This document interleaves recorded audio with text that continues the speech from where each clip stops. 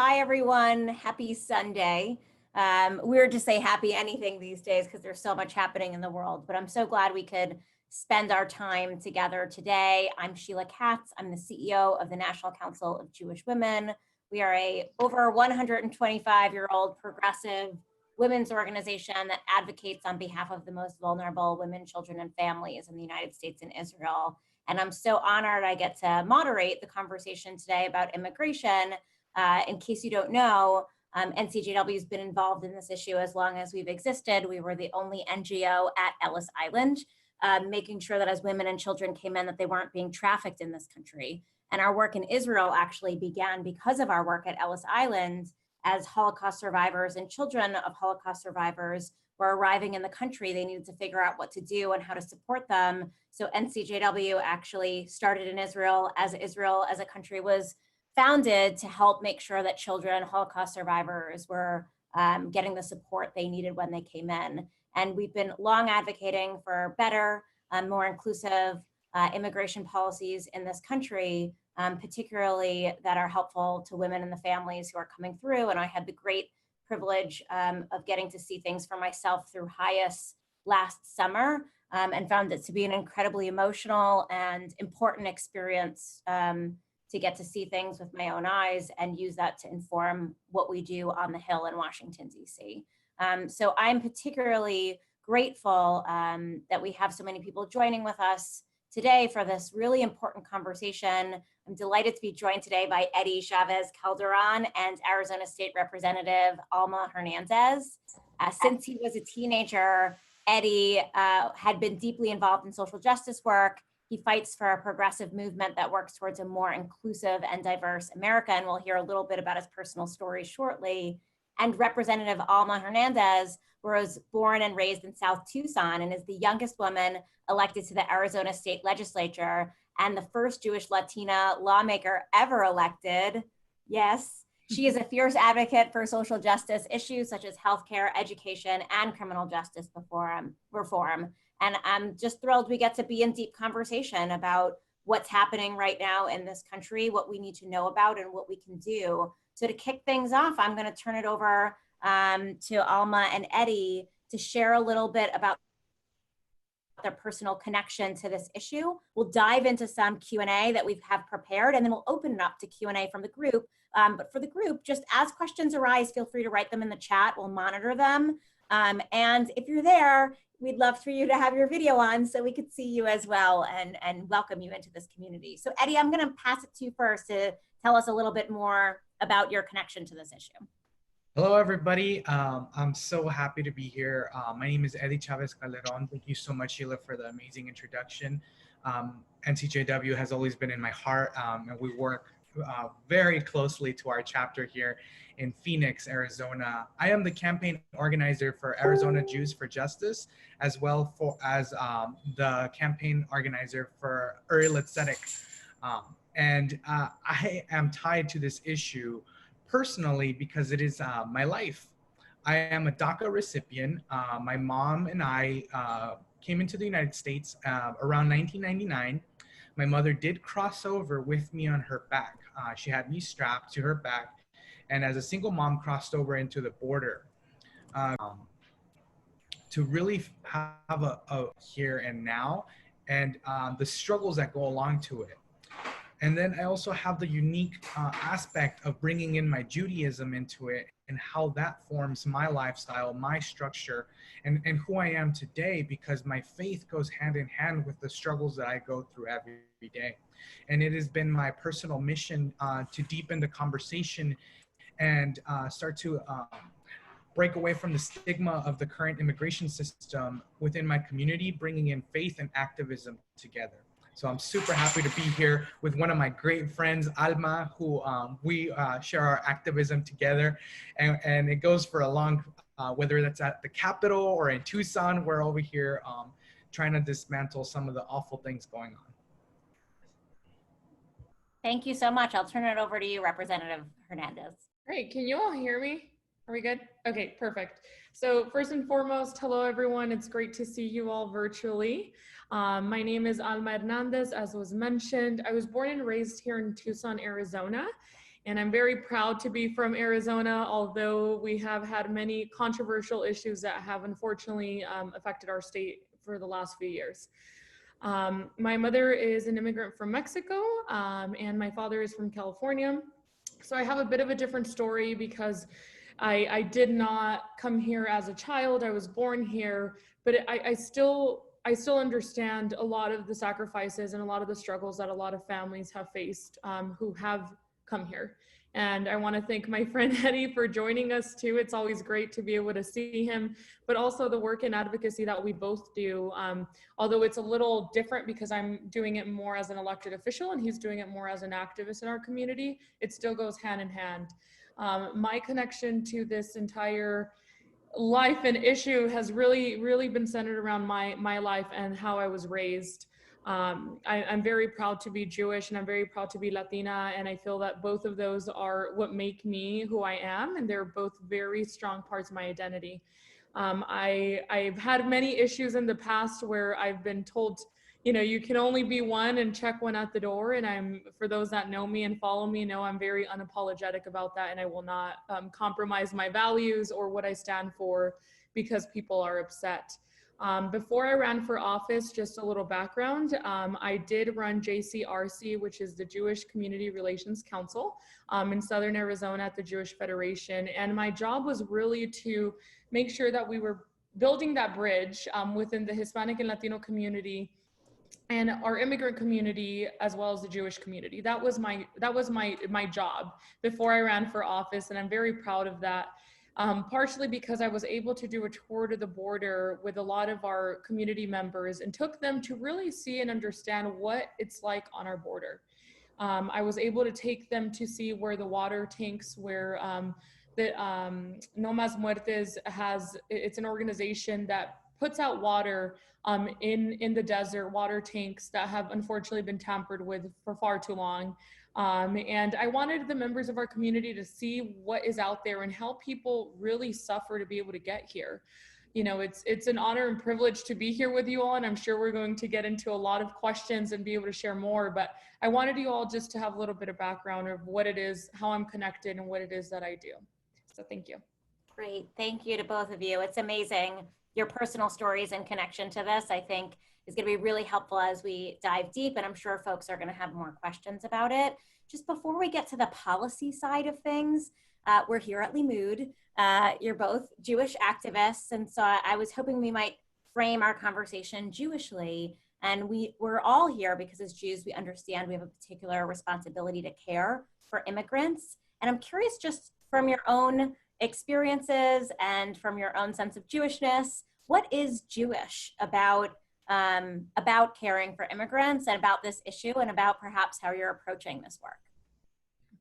So, did you want me to? I don't know who goes first. Either way, you want to go first this time? Sure, I'll go first. So first and foremost, I think what's important when we talk about these commonalities within the Jewish community and within the immigrant community, it's very important to note that we all came from somewhere else. You know, we were not all, you know, all our families didn't just show up and we weren't all just Americans, right? So I want to remind everyone, and I do this all the time, is, you know, our country was built on the back of immigrants, and we continue to survive and thrive on the backs of immigrants. So I always remind the folks, I've had many arguments and disagreements with many, because at the end of the day, everyone thinks differently and we all have our different view on immigration issues. But I like to remind people of the human aspect to this. You know, as Jews, we were, you know, moved away from our land and we were able to come back eventually, but it's a part of who we are. And as a community, as a culture, as a religion, we should all really stand together and do what we can to protect immigrants, because that's, you know, that's the history, that's who we are as people. And it's really disheartening sometimes to see folks who are in power and are elected, who are Jewish, who do the opposite of that, who feel that because they're in power, because their family did it the right way, whatever that means, because I will tell you there is no right way, that someone is less human than they are. And I think it's very important for us to remember that we're all human. You know, we are all humans, and it's important that we value every life, regardless, documented, undocumented, as the same. And I think it's very important for us as a community to continue to push that dialogue, because if we don't do it, how do we expect other communities to stand up for us and stand up for the immigrant community? Great, thanks. Eddie? I love that. I love that. So I see it in a way where Torah speaks very clearly to us on this issue. In fact, 36 times we're told how to treat a stranger. More than any other thing in Torah and our commandments, we're told how to treat a stranger. We're coming out of Passover, going into Shavuot, and having that responsibility of what do we do now with these commandments and how do we treat our strangers.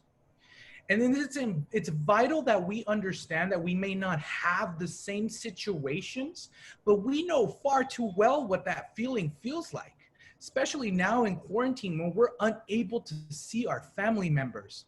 For hundreds of our undocumented communities, they are unable to ever see their communities. I had to hold my mother and hold her close, as last year in September we had unfortunately lost my grandmother, and I had to hold my mom and watch my grandmother get buried through FaceTime because she was unable to leave. So even though we all share different stories, the feelings are the same. And Torah clearly tells us how to react to this. We must reach into our compassion and understand that the feelings are the same, the feelings of being othered. Now in our day where we see the rise in anti-Semitism, in bigotry and xenophobia, it feels far too familiar into the story that we just read during Passover. And as Jews, we know far too well what it feels like to be othered. So it must push us to do the right thing just because it's the right thing and because we must change the aspect of our darkened world. We must be the little light that dispels all this darkness right now. And our spirituality is what guides us to do this. And I think in our spirituality, it's that one of the huge important Jewish values of consistency. As consistent as you are to make challah during Shabbat, you must consistently have empathy for others. You must consistently share your love with others to make sure that you start to create a better world, right? Because repair the world isn't just doing one act of tzedakah one day. It's much more than that. It's how do you revolutionize your love towards others? And our Judaism brings us very clear, and it gives us a very clear aspect and a road on how to walk that path. Thank you, Eddie. It is really fascinating. This is commanded more than anything else in the Torah, is loving and welcoming the stranger. There's so much we can learn from that and take to heart, that it's not just about loving people who have the same exact experience as our families, whatever those may be, as Alma was saying, but that this is actually extended beyond that to this exact moment. So I want to jump into policy because we have to, because it's the three of us. So before the pandemic, we were seeing a massive uptick in policies barring immigrants and asylum seekers from legally seeking refuge in the United States, which we can go into more of if anybody on this call wants us to. And now immigrants living in the US have been excluded from critical relief efforts meant to be helping the most vulnerable among us.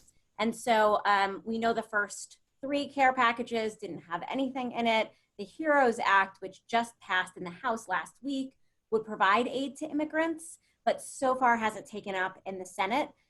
So I'm just curious from both of you, how is this pandemic particularly impacting immigrants? Like, what do we need to know specifically about what's happening in our world right now and how they are being, what their realities are? And what are your thoughts on the relief efforts, or if I may say lack thereof, as far as making its way to immigrants? And so whoever wants to start first can start. Yeah, so Eddie, I don't know if I can't tell, but if you want, I could go first, or you could go first. It doesn't really matter. Okay. So in regards to what has been going on, so in my honest opinion, I truly feel that we're not doing enough. First and foremost, we're not doing enough for the community members who currently do qualify, and we're definitely not doing enough to what is going on and affecting our communities that are immigrant communities here in our state, especially in Arizona. It is very unfortunate to know that And I think there's been a misconception that those who are undocumented or documented qualify for state assistance. I want to remind everyone that they are the only group that does not qualify for anything. They don't qualify for health care. They don't qualify for SNAP benefits. They don't qualify for tuition reduction. They don't qualify for anything that we qualify here as Arizonans. It is unfortunate to know that these are folks who work extremely hard every single day to be able to make a living. These are not folks, contrary to popular belief, who are lazy and live off the government. These are people who are busting their butts every single day to be able to put food on their table. And it is unfortunate that we continue to treat them as second-class citizens in our society. So unfortunately, I don't think we have done anything really to help them. There's been efforts here in Arizona by groups, different organizations have come together to start a relief fund for undocumented folks, because living in the shadows, I'm sure, is not an easy thing to begin with. And then having to live in the shadows with no work and no resources available to you because you are undocumented, it's something that I can't even begin to comprehend how I would survive. So if it's difficult, think about it. If it's difficult for those of us who are working regular jobs right now, who do qualify for unemployment, and have had to figure out how to live in the last 2 months because of our backlog and being able to get people those services, only imagine what it's like for a family of undocumented folks or immigrants who they depend on the work that they receive to be able to make a living. So I can't even begin to explain how I've been so disappointed with our system that continues to fail these folks. I like to remind people they also pay taxes. They pay rent, they pay utilities, they pay food, they pay gas, just about everything that we do, they also do. So we can't say that they don't contribute to society or that they don't pay into to be able to receive, a basic need like a box of food from a place because they can't provide, their documentation. So for me, it's been very frustrating as an elected official in Arizona to see kind of the politics behind all of this. Instead of us worrying about COVID-related bills, we're voting on bills that, build the wall, supporting building the wall in Arizona. And that to me is a complete, I'll be nice, it's a complete joke. Because we have way more things to worry about in our state, in our country, to be able to protect those that are the most vulnerable. We had folks who have called the offices, who have reached out directly, who are undocumented, that are scared to seek treatment, that are scared to go get tested. And that is the population we should be worried about the most because of sometimes the lack of education towards the issues. So if there's a community member who does not understand what situation we're in during the pandemic, how do we expect to be able to control and minimize the effects on these communities if we can't even provide them these services? So that is one of my biggest concerns right now, is I don't feel that we're doing enough. I don't feel our federal government has done anything to help this community, which is why organizations here in our state, in our communities, and the organizations that Eddie works with have taken it, upon themselves to be able to help these communities. So there's a lot that could be done, honestly, that is just not being done right now, such as being able to provide those for emergency, whether it's access, which access is our Medicaid system here, being able to provide these folks these services that are very needed, during the pandemic. And if they're undocumented, there's ways to do this, but we just choose not to. Not we, because of course I am a big fighter for this, but we're in a Republican majority where they are more concerned about building the wall than they are making sure that people have food to provide their children. Yeah, that's so important. And I'll just add on it because it's so critical that everybody knows that this is happening, because in moments where, people were fine before, they're really not fine. And where they were not fine before, it's just devastating. And it also means people who have traditionally been activists before might not be thinking about these things because they're also thinking about their own families. And so we have to make sure that we're awake to what's happening right now. And even in the examples that you just gave, just to paint a picture right now, based on the laws that have been passed, when you think about the checks that people are getting, it's not just denied to legal immigrants, which is bad enough, but also what I would classify as like mixed legal status families. So if a wife is a citizen and her wife or husband is an immigrant, neither of them gets a check. And so like families are being punished, and there's been stories of people who are nurses and people who are actually essential workers on the front lines who are not able to receive these benefits in response. It's quite cruel. So thank you for bringing that up. I just want to add to that you just mentioned, because I completely forgot about that. But that is another big issue, because that is something that Congress and the federal government can fix, but they have not done it.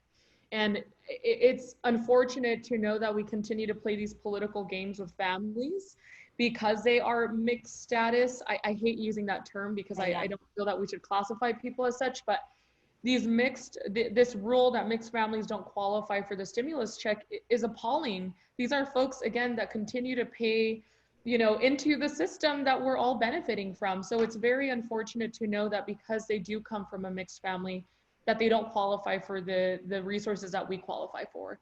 It's very frustrating, and I will tell you, there are many families out there who are really struggling. I was making calls into my district yesterday just to check in on voters and see how they're doing, and see if there's anything I could do to help them. And some of the stories I've heard, make me emotional right now, make me want to cry, because I'm very fortunate to be able to have what I have, and very blessed to have a family that has not been struggling during this time because of the jobs that we have. However, there are people who are out there who are literally on the verge of losing everything and who can't even qualify for food assistance, which drives me crazy. But I'll leave it there. I'll let Eddie add on to it, because I'm sure he has his own view and opinions on this too. Yeah, it's really horrible. Personally, my mom did, and her partner did not receive the stimulus check. My mom is married to a U.S. citizen, but because she still pays taxes, she files under an I-10 number. She did not receive the stimulus check. But it doesn't just affect my mom and her husband. It also affects my sister, who's a U.S.-born citizen, who can no longer receive anything. And now we have to look even deeper into that. What about the undocumented community that wouldn't even be mentioned at all? Folks who are continuously putting their life on the line and get nothing from the government, get simply nothing. We have been helping out folks left and right, trying to provide aid for families who have simply received nothing. This is really scary, because in a time of need and a time where our community needs the most help, we have been systematically neglected. And it is an option to choose to neglect communities, because we see that far too well. We have the opportunities to help and we simply don't. So during this pandemic, when everybody else has it really bad, undocumented communities have it even worse, from having lack of healthcare to having lack of funds to provide for their families. It's really, really scary in times right now. And these folks are folks who are continuously working, who pay taxes, who give to their community. This is what it just hurts me all the time, that this is still going on, and that we're still choosing to neglect to help our undocumented communities. And the one good thing that I see is that our community steps up. When our government hasn't done anything, we have organizations like NCJW, national organizations like Early Bend the Arc, who are rising up and helping our undocumented community. And this is where we show that the people have more compassion at sometimes than our elected officials do in DC. Thank you. I promise everyone we'll get to the what can you do, because I'm feeling it. This is a lot to hold. I want to dig just a little deeper into this space, and I see some questions coming in that we will get to.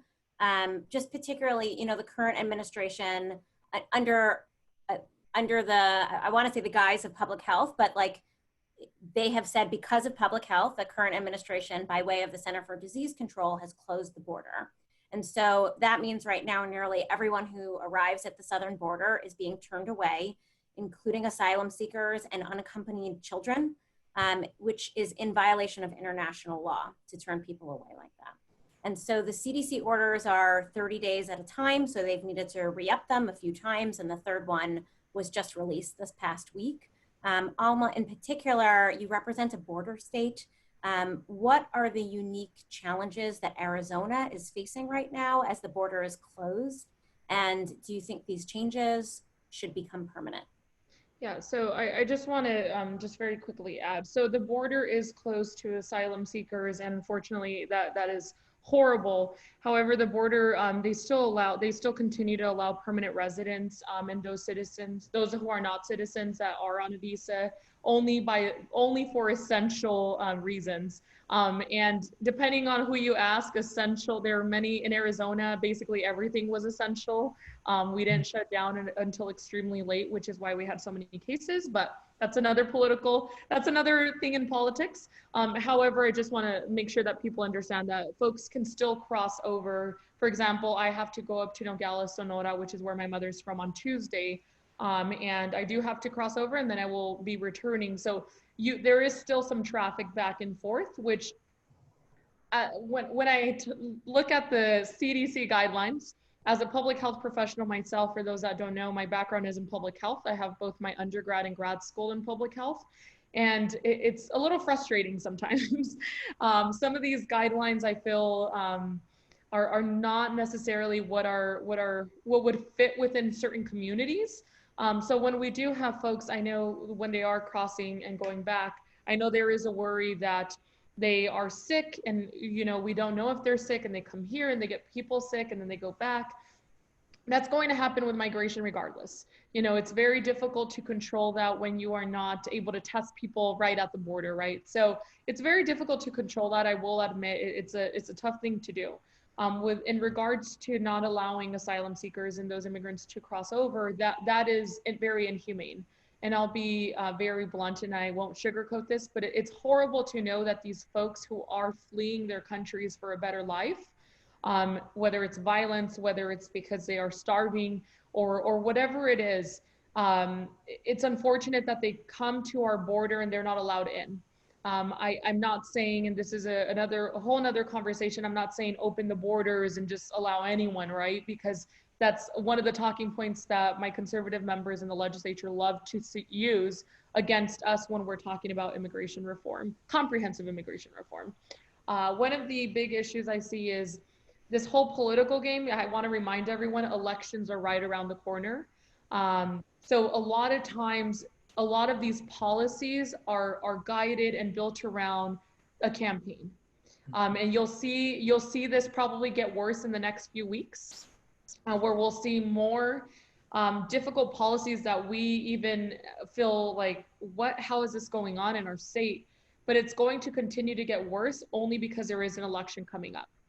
Elections, like I said, primaries are in August, less than 2 months away, August 4th, and then we have the general election. And people who are who are in politics, people who are running for re-elections, who don't already like or support immigrants or asylum seekers or anyone in general who does not look like them, they will continue to use us as pawns for their political stump speeches.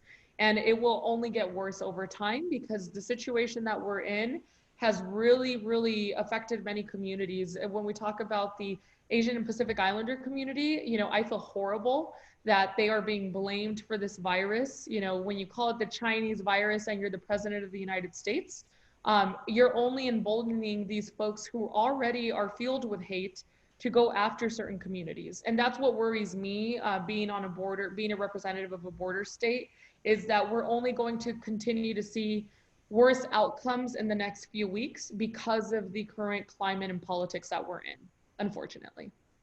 Okay, I'd love to just ask a follow-up question on that, and then Eddie, a heads up that we're gonna move into detention centers and some questions for you on that. But Alma, there was a question in the chat from Danielle Rugoff actually about the current state of hyper-partisanship and whether or not there are partners across the aisle. I don't want to assume people's political ideologies on this call at all. So in a lovely 501c3 type setting where we assume the best about people of all viewpoints, just what are you noticing about partisanship? Are you finding partners, Democrats, Republicans, and or is there a deepening divide that's happening right now because of the election, among other things? Yeah, well, that's a great question, and I completely understand the having to be nonpartisan. I get it. So what I will say is, being in the legislature as a freshman Democrat, I've been able to work very closely with members of both sides of the aisle, which is quite frankly why I'm now in a primary election, because I'm told that I work too much with the other side. For me, I am very concerned when we get into this very partisan of working on policy, because policy should really help and be for everyone. It should not just favor one group or favor over the other. So I started, I'm the co-chair actually for the Bipartisan caucus at the legislature for those who serve that are under 40. And I'm very proud of that, because it takes a lot of work and a lot of effort to be able to join a coalition of folks who want to work on issues together. So I do serve as the Democratic chair for the Bipartisan caucus. And when it comes to issues of immigration, and when we talk about DACA, DAPA, and so on, I have had these very difficult conversations with many of my colleagues on the other side. What I will say is that folks never feel compelled or want to help unless it personally affects them. Unfortunately, that's the way it works here. I will give you a perfect example without saying names of these folks, because I know that it was in confidence, but I have one of the most conservative members at the legislature pulled me aside one day and said, "Hey, I want to talk to you. Can we schedule a meeting?" And I said, "Of course, I'm always open to talk to whoever wants to talk to me." And the reason he had reached out to me was because in his small rural community, he did not know that one of his best friends, who lives as a neighbor to him and owns a business in his community, that his wife is undocumented and that their children are undocumented. He had no idea. And this is someone who is like MAGA, build the wall, send people back type person. And that rhetoric has really affected a lot of us at the Capitol. However, when he reached out about the meeting, I said it could go two ways. It could go really bad, or it could go really good. We'll see. We sat down, we talked about it, and he expressed how frustrated he was with the system that's broken. And I said, great, so am I. This is an issue that many of us have continued for years to try and fix and work and compromise with. His thing was, the only reason he cared was because it was someone who he truly valued as a friend, and he had no idea. And he was worried that this person would be deported, that his family, that they would be deported, and he could not handle that, because as a religious man, he said, we need to do what we can to protect them. And I said, it's very interesting that you say that, because in other days, you are completely against even having these conversations. I said, but now that you've put a face to the issue, I said, I'm glad you understand what so many families are going through. We wrote a letter to Congress together in a bipartisan way. We wrote a letter to all of our congressional members asking for help with this case. We are now in the works of organizing citizenship fairs. And for those of you who don't know, that's helping those who are currently residents to become citizens. So someone who is one of the most conservative members in the state of Arizona has come to me in private and said, what can we do to help the immigrant community in my community? And he even said, he made a comment of saying, well, he's like, what, we need amnesty. And I laughed and I said, well, don't use that, because it doesn't help our cause. Because then you have the folks who continue to bash, and I can go on about this, but we were able to come up with a small Band-Aid to the solution that his family friends are going through. But now we've opened that door in dialogue. And although he still does not have the courage to stand up on the floor in the Capitol and say, we need a vote to be able to give DACA students in-state tuition, I'm still working on him with this privately and behind the scenes, because he wants to win his election. But I know that deep down inside, we've found something that we could work on together. But that's not to say that everyone is on the same page. But again, it really does change people's opinions when they are personally affected. So it is possible. And finding ways to share how they're personally affected or to expose people to these stories are so important. Let's shift slightly. Eddie, you shared a bit about your story coming to the United States. I'm gonna guess that perhaps you stayed at a detention center at part of your story, so you know better than others the conditions that they're normally crowded and unhygienic in the best of times. And so I'm aware that a few dozen people total in the United States have been able to be released from detention centers by individual court orders, but otherwise ICE has not only kept people detained through coronavirus, COVID-19 related things, but continue to transfer them as a way to continue to detain them. And so I'm curious if you've heard any stories of people in detention now, things that you know just generally from your work, and particularly as we shift towards the end of our conversation, what on earth can people on this call and elsewhere do to help? Yeah, it's been really difficult. One of the things that we've been able to do that we are extremely proud of as far as Arizona Jews for Justice, in Phoenix alone, in coalition, we've been able to help over 40,000 asylum seekers. And that just warms my heart to be able to say that. And we are still receiving folks from ICE. We were receiving smaller amounts of folks, but we were still receiving an average of 8 to 10 folks coming in every week. We have virtually received zero amounts of people coming in. ICE has not been responsive to us. We have had zero communication where if anybody will be released. We haven't been able to get in touch with any of the families. Our lawyers even have lacks of masks to be able to go in and speak to folks. It's truly disheartening. As far as the conditions, when I was a toddler inside of a detention center, it was just as bad as they are now. I mean, when I was a toddler, we had two options of water to be able to drink. There was a toilet and there was a sink. So if somebody was using the sink and you were really thirsty, you had the toilet. So conditions have stayed the same. Just as how our immigration system has been broken, not much has really changed or progressed. And it's very difficult to hear now. We keep hearing stories with our partner organizations of folks inside of the detention center who are sending mail to them and saying how they don't want to die inside. And it's horrible. It's horrible. We have moms in there who their only violation was to get pulled over for driving without a license. And now they've been spending years inside of a detention center facing almost a certain death with this virus if they were to get it. We've been trying to push hard with the ACLU to have certain folks be released, and even that's been really difficult. So it's been an extreme struggle for folks inside of the detention center. And last year alone, we tried to send feminine hygienic products and we were denied. So that goes to show you now, if we were to send over PPE equipment, are we going to get denied again? Most likely. And all we're trying to do is help people. It's a real struggling time right now. Yeah, I heard two things in that I think I want to just lift up, and then I think now we're moving into like, gosh, so what can people do? You know, one is it's always been bad. And I think actually to the question of partisanship, you know, the challenges with the immigration system weren't created under this current administration. They've been pretty bad for a long time and ignored. I think there's some key differences in this administration around the humanity of things and around how people are talked about and the cruelty of some of the treatment.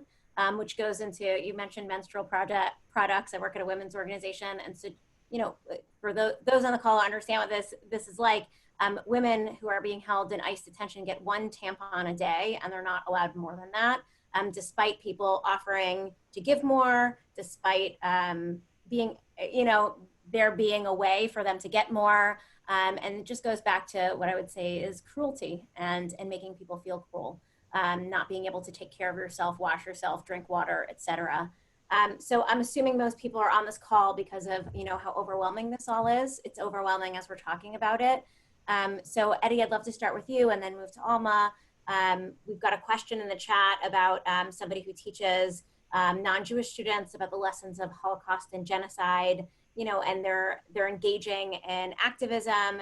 And they want to know sources and organizations they could share with them to teach them about this. So that's one question. And, you know, we're all at home right now. What can we do from home to help? Most definitely. There's a lot you can do. You can, for the person that wanted to know what sources you can go to, you can follow us on Facebook, Uriel Tzedek and Arizona Jews for Justice. You can also look us up on the web and find our web pages there. And we actually have a section there that it links up to different immigration aids and like go-tos on how to help your community. But the biggest thing that is highly needed right now is financial support. As we loom into the days where we can possibly see that in any couple of weeks, DACA can get terminated by the Supreme Court, you can help through United with Dream, help support a DACA renewal for somebody, help support somebody who's trying to become a citizen and help them pay for their paperwork. Donate to a nonprofit who directly is involved in immigrant rights relief, right? Because like you have these big organizations like ACLU who focus on like the legal aspect, but what is the direct needs act of other organizations who provide food? I work with an organization here called, it's a interfaith organization called LSS, Lutheran Social Services, where we partner with them, where they deliver boxes to undocumented communities with food, with a little bit of funding. This is where the bigger change starts to happen. And these are real things that you can do in your community. Right now, obviously, we're not really volunteering, but when this clears up, volunteer your time. Help folks translate a legal paper. I've helped over 50 people become citizens. And it was simply I'm not a lawyer, and it was simply me just translating what was on a piece of paper. That's all it took. And little things like that make a huge bit of a difference. But the biggest key component that I think that is easy, it's free, is having dialogue that changes things around the world. Having those real tough conversations of, you know what, saying there has been a broken immigration system and both sides of the aisle have failed to address it. And saying, you know what, there's families affected, there's children affected, and we must be compassionate. And having that dialogue with folks who don't necessarily agree with us. Having that dialogue and being bold and calling people out on it is what truly we can really do that makes a huge difference. It's free and it can truly help everybody. So yeah, those are a couple of things. I will try to leave my email here and folks can, I'm gonna put my email on the chat and folks can email me if they have further questions and if they wanna get involved in more things. Great, thank you. Pass it over to Alma. Hi, sorry. Hi, do you want me to touch on that, or do you want me to touch on another question? You know, same question. People are super overwhelmed. It's hard to understand. The laws change almost every day, right? So it's difficult to stay up to date on this issue. So what can, you know, people on this call do today? What can they do next week? What can they do in a month? Like, what do you need from them? Goodness, there's so much. I think this is unfortunately with the situation that we're in. I know it's unfortunate, but it's also fortunately, because this is that one time where we could actually use the time that folks have that is their extra time in the day to be able to help other folks. And that's what I tell people all the time is we have so many individuals right now who really have an abundance of time and are trying to figure out what they could do to get involved, what they could do to help from their home, from their office, wherever it is that they are. So I would start first and foremost, I know we're not all in the same state, so I would encourage those, regardless of what state you're in, to find those local organizations that do work that help the community, that help the most vulnerable, that help those who are struggling because they're undocumented or because they're coming from immigrant backgrounds. I think it's very important for people to also realize, even with the relief and the funds that have been distributed, if you look at quite frankly, I'll call it an injustice of how these funds have been appropriated. It is very sad to know that Hispanic and Latinos are among the group that has been hardest hit, but also the one that has not been able to qualify or be accepted for these PPE loans. And it's very unfortunate to see, and we know, and in Arizona and like many other states, Latina women are the ones who are the entrepreneurs, are the ones who are employing people, are the ones who are keeping our state running, yet it is so difficult for them to be able to qualify for the funds to continue to grow their business. It is unfortunate that we have large corporations who have received a ridiculous amount of money during this time, yet all the shops, if you walk down the street, all the shops are closed. A lot of them will not be able to open again, and a lot of them are immigrant-owned businesses that people have poured their entire life savings, their entire life, and really their hearts into being able to survive and work. So support those organizations that are doing the work to help uplift those members of our communities, because quite honestly, we wouldn't be able to do it without them. It's very important that we continue to do what we can to help everyone, regardless of their immigration status, because at the end of the day, we're all in this together, and we will not be able to continue to, you know, live as a society and continue to thrive if we leave everyone else behind. So one other thing, I'll put it here in the chat. The fund, if you're interested in helping in Arizona, you know, great, we appreciate it. But I know there are so many organizations everywhere around the country and world that are doing work. But in Arizona, again, we have not been able to support our immigrant communities. And we started a fund with various organizations and within elected officials who are now asking folks to help us meet this fundraising goal so that we can be able to give grants and loans to families who need it. And not so much loans, sorry, give them grants so that they could be able to survive during this time. And it's under the Arizona Undocumented Workers Relief Fund, because again, a lot of these people do not have access to anything that we have access to. A lot of us are very privileged, and I like to remind my folks to check their privilege, because a lot of us are really doing a lot better than most in our community. So I'll put it here in the chat. I'll give you all my contact information. I'm always happy to have ongoing conversations about what we can do as a group, as society, as people to be able to help others. But at the end of the day, I just encourage you all to get involved and do what you can in your own communities. It's very important. Great. Thank you so much. There's so many ideas that just came up, which are important. I'll add, there's a great campaign, #FaithForAsylum. So if you consider yourself a person of faith, you might want to get connected to that. And there's a lot of advocacy work you could be doing from home. The great thing about being home is you can pick up the phone, you can send an email. There are several organizations that have scripts for you, Highest being one of them, particularly coming from a Jewish faith, NCJW is another. So getting involved with organizations that have those scripts. We're actually like closing up, if you can believe it. So if you've got last questions, put them in the chat here. But I want to just turn it back to our amazing panelists. You know, as we're feeling overwhelmed and this whole thing can feel hopeless, where do you see hope in the future? And then Eddie, why don't I turn it to you first? Yeah. Perfect. I see hope in people. As in my spirituality, I've always seen that I see God when I see in the eyes of people. I see God when I see an undocumented mom, single mom, raise your kid and allow him to give back to the community. I see God when I see communities come together and provide financial, economic, and food relief to hundreds in the community by themselves.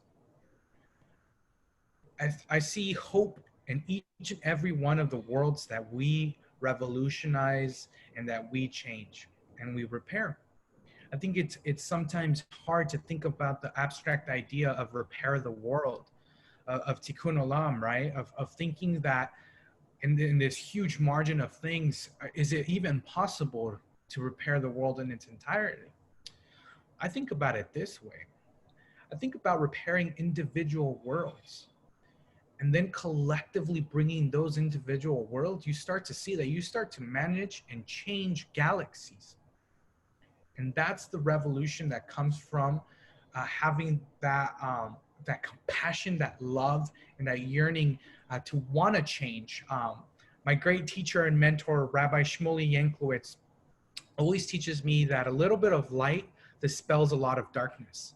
And whenever there is that little light, even if it's a glimpse of hope, it's there. And we must hold tight to it and hold it to our hearts and understand that in the darkest night, the smallest lights, the darkest night, the smallest light still brights. And that's where each and every one of you have to be those little lights. Yes. Thank you, Eddie. Alma? Yeah, so I truly do see some hope. Unfortunately, in politics, sometimes you lose a little bit of that hope. But I will say that I think during this pandemic and during everything that's been going on, it's really shined a light on the great things and the work that other folks are doing. There are many people who are devoting their time right now and uplifting and helping those in need. And I think that really gives me hope because, there are so many people that were so consumed in life and work pre-COVID, who now have really reflected and seen the effects that this has had on our communities and really have said, what can I do to help? How can I help improve our communities? And that's what gives me hope at the end of the day is, elections are coming up.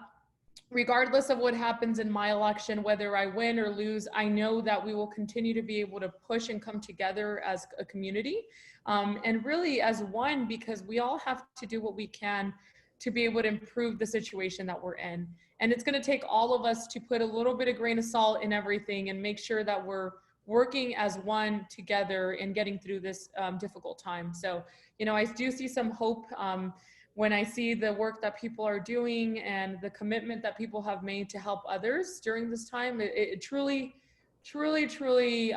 makes me feel, great about what's going on. I see the light at the end of the tunnel, I will say. As a public health person, I know that we have to continue to take precautions and be safe and stay healthy. But at the end of the day, I know that we are resilient and we will get through it. So I just want to thank everyone for joining us. Everyone who's joining, I know we're from all over, but I want to thank everyone for taking the time to learn a little bit about what we're doing in our state and also just to learn about some of the issues that hit close to home to a lot of us. So thank you again, and I appreciate your time and the invitation to be here with you all. Thank you so much. What an incredible panelist that we had here today representing Arizona well.